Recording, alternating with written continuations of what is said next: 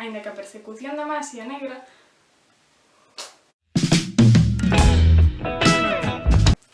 Ola a todas e benvidas a Canle. Agardo que esteades super ben. Eu son Laura e hoxe apetecíame falarvos da relación entre a caza de bruxas e os mitos que todavía existen sobre a menstruación.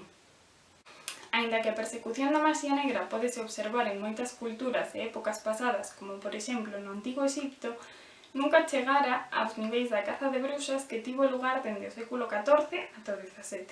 Esta caza de bruxas foron campañas organizadas e financiadas pola Igrexa e o Estado, que naqueles tempos non tiña unha separación como hai hoxe.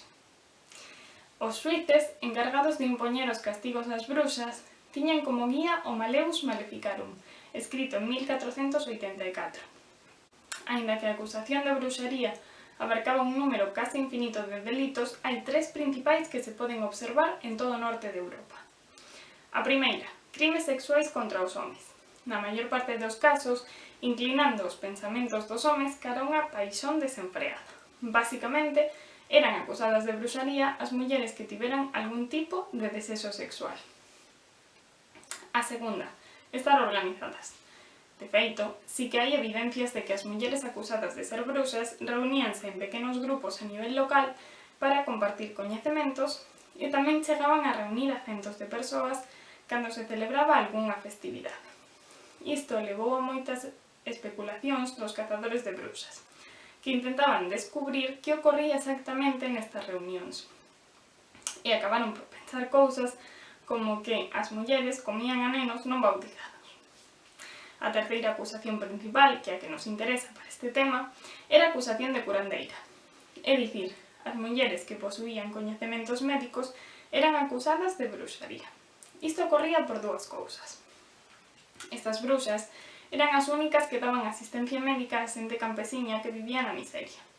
Mentres, a Igrexa condenaba isto por contradicir o dogma de que todo neste mundo é pasaxeiro e banal. Non obstante, sí que aceptaba que as clases altas tiveran os seus propios curandeiros. Por outra banda, o coñecemento destas bruxas atacaba constantemente os valores que impoñía a Igrexa.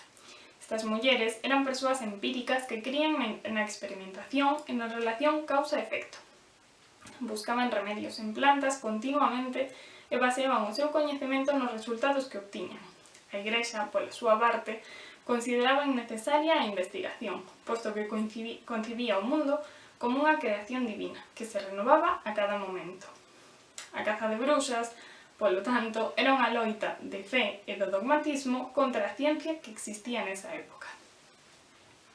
No século XIII, un ano antes do inicio da caza de bruxas, creáronse as primeiras escolas de medicina en Europa, pero a Igrexa seguía impoñendo o seu control.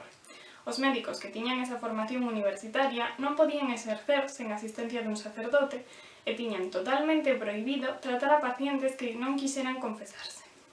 Os estudos na Idade Media non incluían nada que puidera entrar en conflicto coa doutrina da Igrexa.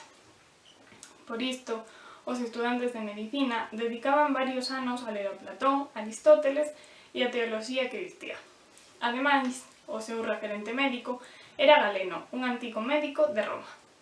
Aristóteles é considerado o primeiro en dar unha explicación biolóxica da muller. Nesta explicación, a muller é vista como un home imperfecto, polo que está totalmente xustificado o papel de subordinación que tiñan as mulleres na polis, tanto social como moralmente. Esta bioloxía aristotélica era que Galeno utilizaba como base para a súa creación de coñecemento, polo que científicamente estaba probado que as mulleres tivesen un papel totalmente submiso e recluído na esfera privada, limitándose a ser as reproductoras da especie humana. De feito, tamén na época romana, Plinio o Vello publicou unha obra chamada Historia Natural que serviu como modelo de moitos coñecementos até mediados do século XVII. Era un tratado enciclopédico que reunía información sobre cosmoloxía e astronomía, xeografía e historia, zooloxía, botánica e agricultura, medicina, xeoloxía, metalurxia e arte.